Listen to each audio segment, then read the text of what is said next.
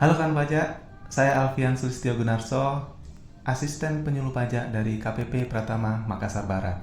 Selamat datang di Pacarita, podcast pajak punya cerita, episode ke-6. Di episode kali ini kita akan berbincang hangat terkait dengan bukti pemotongan PPh pasal 22, bukti pemotongan PPh pasal 23, dan faktur pajak bagi instansi pemerintah, tentunya sejak berlakunya aplikasi Cortex. Seperti yang kita ketahui, tahun-tahun sebelum 2025, kita dibebaskan untuk membuat kode billing atas jenis pajak apapun. Namun sekarang ada perbedaan mekanisme pembuatan kode billing tersebut. Mekanisme pembayaran PPN ini khususnya di instansi pemerintah mengalami beberapa perubahan atau perbedaan yang sangat signifikan dibandingkan tahun-tahun sebelumnya. Kali ini saya tidak sendirian ya kawan pajak. Saya ditemani oleh seorang yang memiliki pengetahuan yang mumpuni untuk menjelaskan dan memaparkan terkait bukti pemotongan PPh serta faktur PPN bagi instansi pemerintah.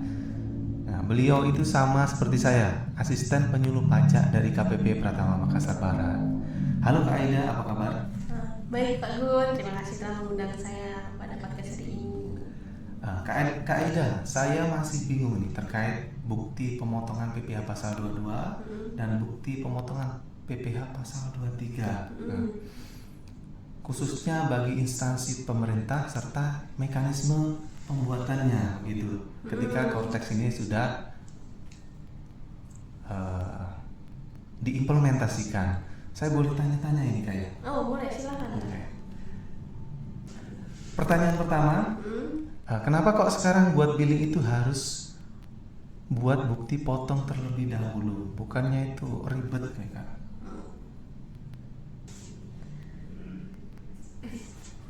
Jadi pada dasarnya itu Kak, pembuatan bukti potong oleh pemotong, instansi pemerintah kan memotong ya. Sebagai pemotong itu dia wajib Kak.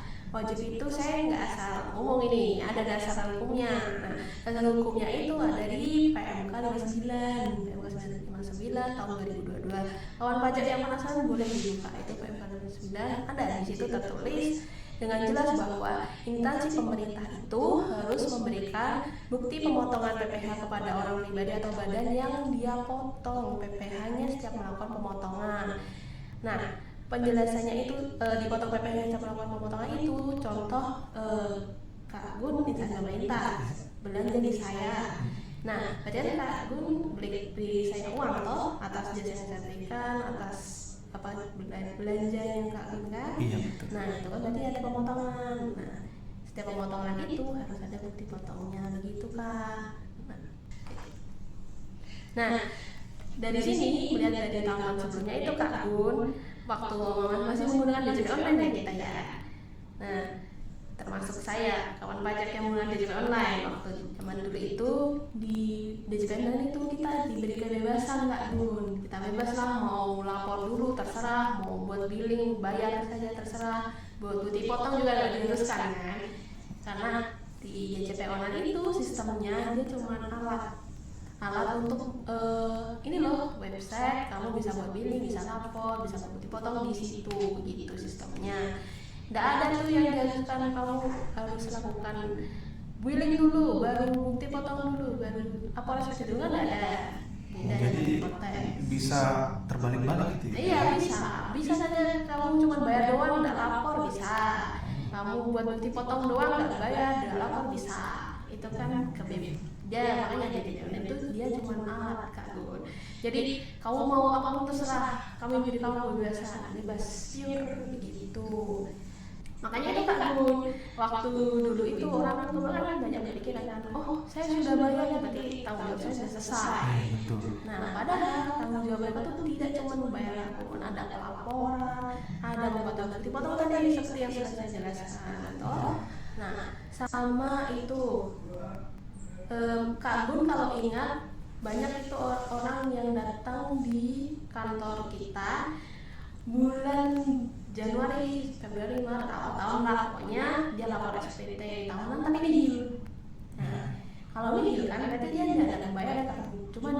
wajib lapor.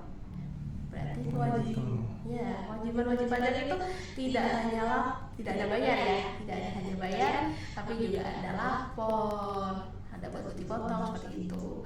Pembayaran yang dilakukan wajib pajak bukan tidak menggugurkan kewajiban yang lain. Berarti saya udah bayar, berarti saya tidak perlu lapor, ya nggak bisa gitu. Kewajibannya masing-masing. Gitu. Nah, makanya kan tadi DJP online itu alat ya kan. Kita diberi kebebasan. Saya mau bayar aja bisa, saya mau lapor aja bisa, saya mau dipotong aja bisa. Enggak. Kalau saya bayar, udah gue butuh kan ada lapor bisa juga, karena dia alat. Tidak ada yang kontrol saya. Siapa yang kontrol saya? Tidak ada. Sistem bahkan sistem membiarkan saya melakukan itu. Nah, maka dari sini banyak orang yang berpikiran, oh saya yang penting udah bayar kok, udah bayar pajak. Padahal kewajiban melapor, potong bayar itu masing-masing sendiri. Kewajiban satu dipenuhi itu tidak menggugurkan kewajiban lain. Contoh, kamu ingat waktu di awal tahun itu ada SPT tahunan kan? Ya, bulan Januari lah, Februari, Maret, April gitu. Ada yang datang ke kantor lapor. Nah itu beberapa orang pasti ada yang datang lapor nihil kan? Lapor nihil itu kan berarti dia pajaknya nol. Iya betul. Pajaknya nol, ada pembayaran. Pajaknya udah ada pembayaran, berarti kan dia cuma lapor. Iya. Tetap melakukan pelaporan Iya. walaupun tidak ada pembayaran gitu. Betul. Jadi kalaupun dia memang ada pembayaran, bukan berarti dia udah bayar udah selesai, udah lapor udah bisa. Apalagi ada pembayaran. Nah iya itu. Terus ada pelaporan juga. Betul. Berarti kan dia ada transaksi toh. Kalau ada transaksi juga itu berarti dia ada pelaporan. Gitu. Kalau nggak lapor gimana? Ya denda lah. Itu ada aturannya itu. Kalau itu sudah jelas aturannya kayak Iya. ada Ada denda. Maka dari itu. Nah ini seringkali tuh waktu pakai sistem yang lama Pak Gun di DJP online itu orang-orang dapat itu namanya surat tagihan dan surat teguran. Nah kalau saya sih suka nyebutnya surat cinta, surat dari DJP. Nah surat cinta ini sampai ke alamat kawan pajak gitu, terus pada bingung lah, kok saya dapat surat teguran ini, surat cinta ini kenapa saya dapat, padahal saya sudah bayar gitu. Pasti kalau wajib pajak panik nih dapat Iya, surat dari kantor pajak gitu ada ya. namanya surat teguran, bukan surat tagihan. Tagihan. Itu pasti panik, terus pada berbondong-bondong ke kantor. Lah, saya kan sudah bayar nih Bu, gitu. Udah ditunjukin di iya betul bayar, tapi saya bayar itu ada laporan. Nah, makanya itu menurut saya ini Cortex sudah sangat memudahkan dan seperti kayak memperketat wajib pajak biar patuh setiap jalannya ya Bu. Contoh tadi itu kalau dia mau buat billing dia harus lapor dulu. Nah, kalau dia mau lapor dia harus baru dipotong. Begitu Kak Gun. Jadi sudah diatur jalurnya biar tidak seenaknya sendiri. seenaknya Iya. Kalau pakai DJP online dulu dia seperti mandiri sekali. Ya, self assessment pure self assessment kayak. Ya udah ini saya kasih alat, kamu mau jalan gimana terserah kamu. Iya. Kita nggak peduli. Tuh kalau dari inti di sistem kotak ini sebenarnya tujuannya baik kan, cuman karena mungkin baru ya, jadi kayak orang awam kayak terbiasa yang dulu seperti ini kok harus berubah lagi seperti ini gitu. Memang butuh penyesuaiannya begitu. Jadi begitu ya Kak Aida ya. Di Cortex ini wajib pajak diarahkan lebih terarah. Jadi mulai dari pembuatan bukti foto, lalu pelaporan SPT sampai dengan terbitnya kode billing. Apakah ini juga yang jadi alasan kenapa harus lapor SPT dulu agar terbit billingnya Kak Aida? Iya, tadi yang sesuai dijelaskan tadi Kak Gun, di Cortex ini tidak sepenuhnya self assessment, dia kayak masih diarahkan oleh sistem kan. Jadi kalau kamu mau buat billing nggak bisa langsung di pembayaran, ada pasti kodenya itu nggak muncul di menu pembayaran. Nah nama jadi kode billing jika kawan pajak familiar ya, nanti di situ nggak ada kodenya, PPN, PPN 21, 22, 23 nggak ada di situ. Oh ini juga yang jadi perbedaan dengan DJP online kan ya. Kalau di DJP online bikin billing misalkan PPh pasal 22 langsung muncul itu kan. Muncul. Kalau di Cortex sudah enggak ada itu PPh Nggak bisa. 22 untuk pembayaran pembuatan kode billing. Ya bisa, dia terikat dari itu. Terikat untuk pembuatan kode bukti potong dulu sampai ke SPT baru muncul billing yang sesuai gitu kayaknya. Iya. Itu dia terikat, jadi berurutan Kak Gun. Kalau kamu mau buat billing, kamu mau buat SPT. Kalau kamu mau buat SPT, harus ada bukti foto. Kalau kamu cuma buat SPT doang, mau kamu laporkan, kan nilainya nol pasti. Tidak ada billing Tidak ada isinya. Ya, makanya kalau biar ada isinya itu muncul kurang bayar, biar nanti muncul billing, nah itu harus buat bukti potong. Begitu sistemnya di Kortek. Ya begitu ya kan Pak Jaya, bukti potong ini sangat penting sekali untuk tindak lanjut nanti sampai dengan pembuatan kode billingnya.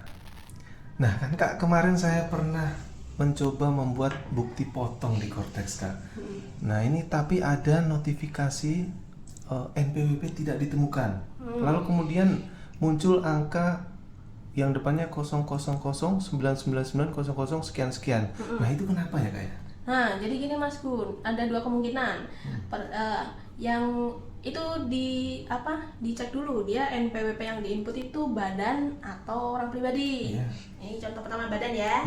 Kalau semisal badan ada muncul notifikasi NPWP tidak ditemukan, itu dia artinya Kak Gun, biasanya NPWP yang diinput itu NPWP 15 digit. NPWP lama.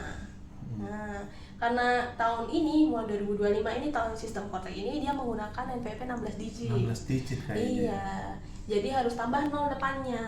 Contohnya itu Kak Gun, saya punya NPWP nomornya 1 2 3 4 5 6 7 8 9 10 11 12. Nah, itu. Berarti kalau NPWP 16 digitnya tinggal saya tambah 0 depannya. Berarti 0 1 2 3 4 5 6 7 8 9 10 11 begitu. Ya begitu kawan Pak Jaya. Ini berlaku bagi semua wajib pajak, tidak Yang hanya badan. instansi pemerintah saja ya. Iya, pokoknya badan. Jadi misalkan nanti perusahaan atau badan membuat pemotongan atas perusahaan lain misalkan. Nah, itu kalau lawan transaksi kawan pajak memberikan NPWP yang lama, versi lama, itu harus ditambahkan 01 di depan. Iya. Agar sinkron dengan data yang ada di Cortex begitu Kak ya. Iya, biar terbaca. Kalau dia cuma 15 digit tidak terbaca Kak Gun. Anggapnya dia beda orang ini, tidak ada. Oh, iya. Walaupun tinggal tambah 0 ya, gitu. Nah, kalau untuk yang orang pribadi bagaimana Kak? Nah, untuk orang pribadi itu Kak, dia tinggal kakak input yang mana. Kalau kakak input NPWP dulu pasti tidak ada, karena sekarang orang pribadi menggunakan NIK. Walaupun ditambah 0 depannya begitu? Oh, tidak bisa. Udah bisa ya? Karena oh, udah sama dengan NPWP badan. Oh, beda. Ya? Perlakuannya beda. Itu khusus untuk badan. Untuk orang pribadi beda lagi Kak Gun.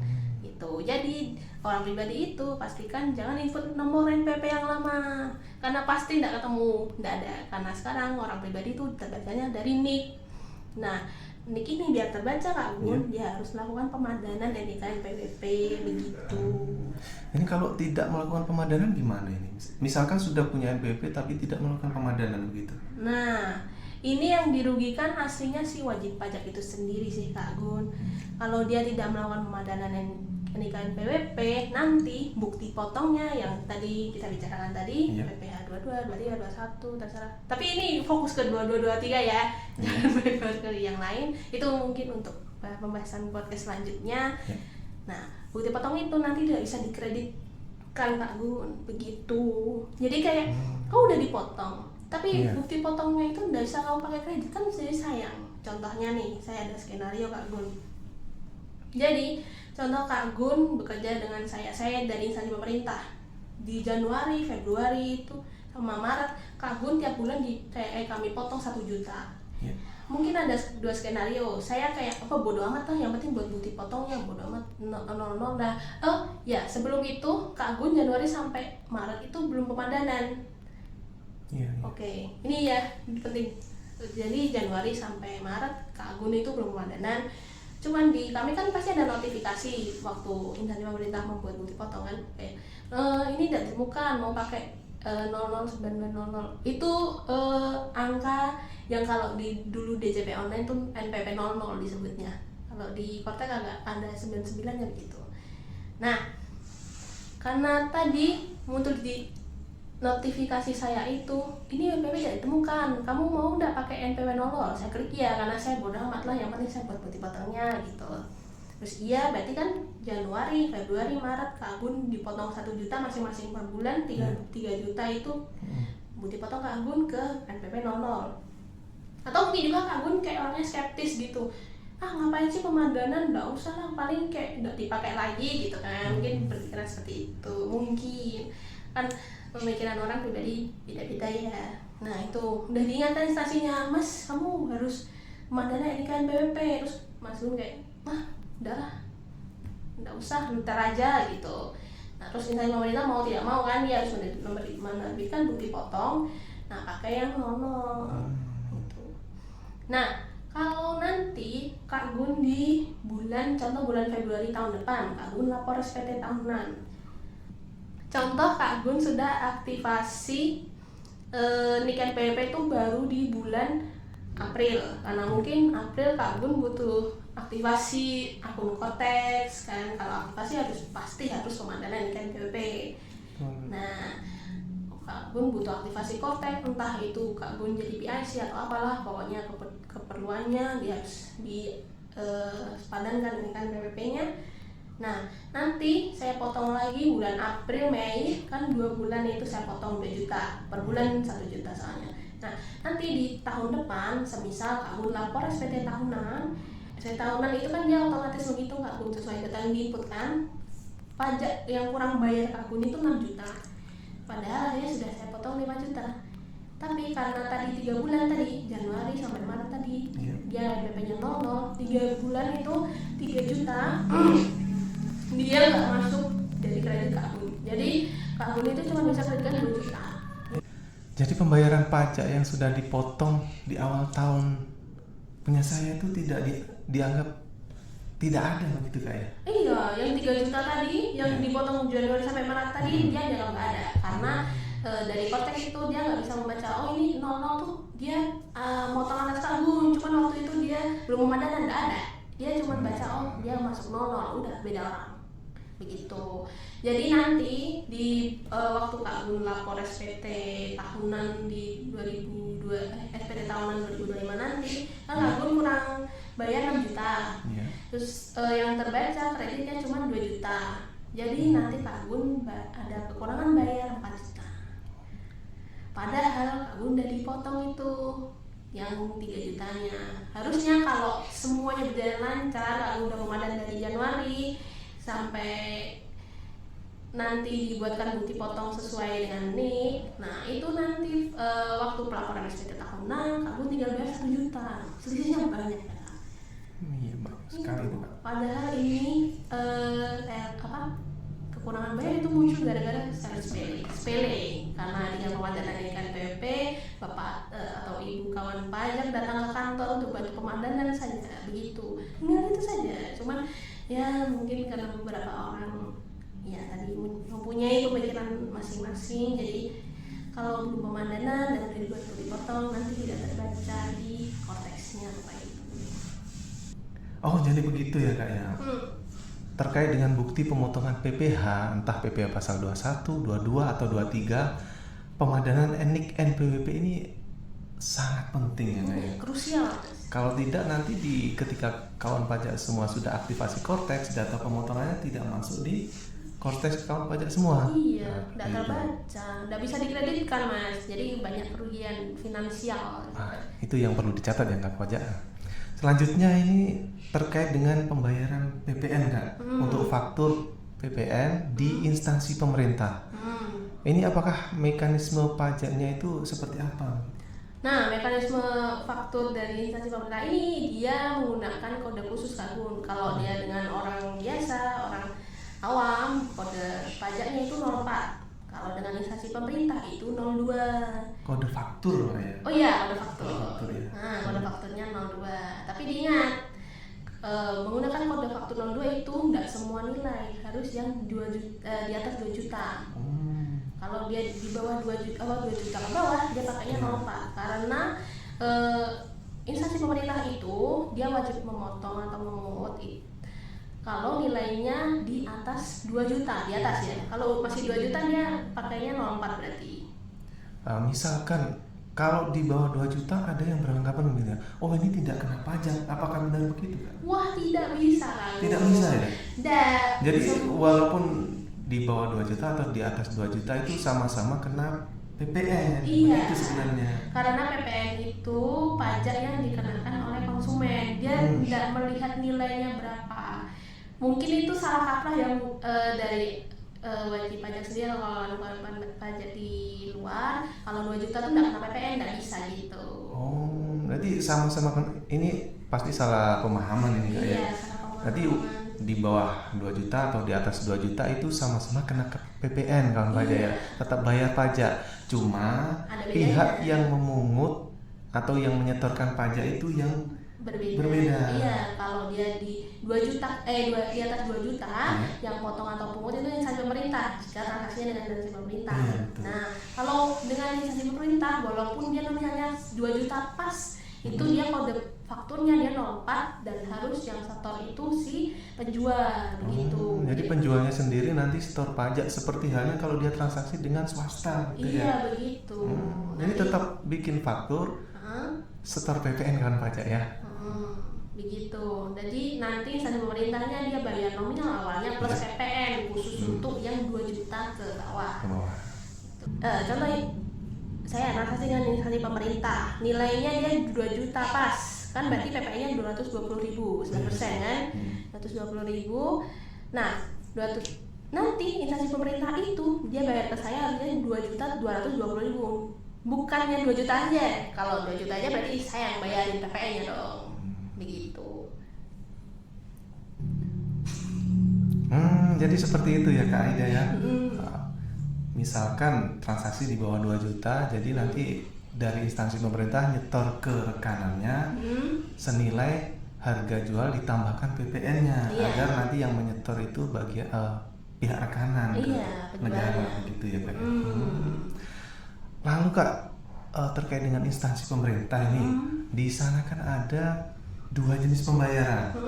Ada pembayaran mekanisme UP atau uang persediaan, satu lagi LS, langsung itu biasanya pakai SP2D. Nah, itu mekanisme seperti apa Kak? Nah, kalau dia mekanisme UP sama mekanisme LS, ini khusus untuk instansi pemerintah ya, yang lain tidak ada kayak ini. Nah, itu dia kalau UP dia pembayarannya nanti sama dengan faktur PPN biasanya Kak. Jadi dia harus lapor, baru nanti muncul kode billing seperti itu untuk instansi pemerintah. Iya kan? Hah? Iya. Apa? Iya bener kan? Oh iya wis. Ntar kukat. Jadi Kak Gun, dia mekanisme UP dan SP2D tadi tuh apa ini? Iya. LS kan namanya? Oh iya sama. SP2D dan LS sama ya. Nah itu Saya bingung, ini sudah tag video atau belum? Mau diedit? Bingung saya. Udah aman. Nanti ku cut aja. Nah, jadi Kak Gun kan tadi ada 2 mekanisme si instansi pemerintah, khusus instansi pemerintah ya. Ini dia ada UP sama LS. LS tuh biasanya pakai SP2D ya? Iya, betul. SP2D. Nah, kalau di UP dia sistemnya nanti fakturnya seperti normal. Nanti tinggal lapor dulu baru muncul billingnya. Nah, yang spesial ini yang di sistem LS Kak Gun atau SP2D lah. Nanti dari instansi pemerintah mereka akan ajukan pencairan ke KPPN. KPPN baru nanti muncul yang ini sudah dibayar oleh KPPN, nanti bukti bayarnya itu akan muncul namanya nomor SP2D. Nah, nomor ini dia tidak bisa langsung terbaca di Kortek. Oh ini fakturnya LS, ini UP udah bayar, ini tidak ada, harus diinput dulu. Untuk penginputan itu manual berarti Kak ya? Iya, manual. Jadi Cortex tidak mengenali pembayaran LS atau SP2D atas ini itu untuk faktur yang mana itu. Nah, itu harus ditentukan sendiri, diinput sendiri oleh bendaharanya gitu ya. Iya, betul Kak Gun. Nanti kalau ada si bendahara itu, nanti kalau waktu mau pelaporan SPT masa PPN bulanan itu, nanti akan ada muncul daftar pajak masukan yang harus dia bayar, karena yang kodenya 02 itu dia otomatis tertagih di lawannya gitu. Jadi si penjual tuh udah ditagih karena kodenya 02 kan, ditagihnya ke bendahara. Kalau UP tadi yang tadi tuh tinggal dia lapor, nanti muncul billing. Kalau si SP2D ini harus dibuka dulu fakturnya satu-satu Kak Gun. Terus nanti ada kolom SP2D, nanti diinput di situ terus divalidasi. Dan untuk penginputannya kawan pajak ya, setiap SP2D, setiap faktur itu harus diinput satu persatu dengan cara dibuka di bagian pajak masukan ya Kak ya. Pajak masukan terkait dengan transaksi yang mana, SP2D yang mana, silakan diinput di kolom SP2D begitu ya Kak. Iya. Oh begitu ya Kak. Selanjutnya terkait dengan pembayaran mekanisme LS atau SP2D Kak ya. Itu ada beberapa wajib pajak yang mengadu bertanya bahwa SP2D-nya itu tidak valid ketika diinput di Cortex. Itu kenapa ya Kak? Ini instansi apa dulu Kak? Soalnya beda, daerah dan pusat. Misalkan ini ada instansi pemerintah pusat, pemerintah daerah, dan instansi pemerintah desa. Itu tidak sama, emangnya tidak sama Kak ya? Tidak sama. Gini Mas, yang di pusat itu biasanya mereka kalau SP2D atau LS itu dia mengajukan pencairannya ke KPPN Kak. Iya betul. Ya, jadi nomor SP2D-nya beda dengan yang diajukan oleh si di daerah dan desa gitu Kak. Di sistem Cortex ini dia hanya bisa membaca yang dari KPPN. Sayang sekali belum bisa membaca yang dari pemerintah daerah atau desa. Jadi mau tidak mau walaupun namanya LS untuk pemerintah desa atau daerah itu dia harus tetap pakai metode UP. Gitu. Jadi begitu ya kan pajak ya. Misalkan kawan pajak dari instansi pemerintah pusat. Jadi untuk LS yang dimaksud di Cortex itu adalah LS bagi instansi pemerintah pusat yang pencairan SP2D-nya di KPPN begitu kan ya. Iya, di KPPN. Nah, jadi nanti selain instansi pemerintah pusat, misalkan instansi pemerintah daerah atau desa, walaupun istilahnya Walaupun istilahnya LS. tetap diinput menggunakan mekanisme UP di Cortex-nya Kak ya. Iya, walaupun namanya LS ya, karena tidak bisa terbaca. Dia yang hanya bisa terbaca dari KPPN. Oh iya begitu. Baik, luar biasa sekali perbincangan kita pada hari ini. Banyak sekali informasi yang kita dapatkan. Terima kasih juga kepada Kak Aida telah bersedia untuk memberikan pencerahan kepada saya dan juga kepada kawan pajak semua terkait bukti pemotongan PPh pasal 22, 23 maupun mekanisme faktur pajak atau faktur PPN di instansi pemerintah. Baik kawan pajak, simak terus YouTube channel dan Instagram KPP Pratama Makassar Barat @pajak_mks_barat untuk mendapatkan informasi perpajakan yang terkini. Sampai jumpa di Pacarita episode berikutnya. Tetap jaga kesehatan dan semangat dalam beraktivitas. Jangan lupa like dan subscribe.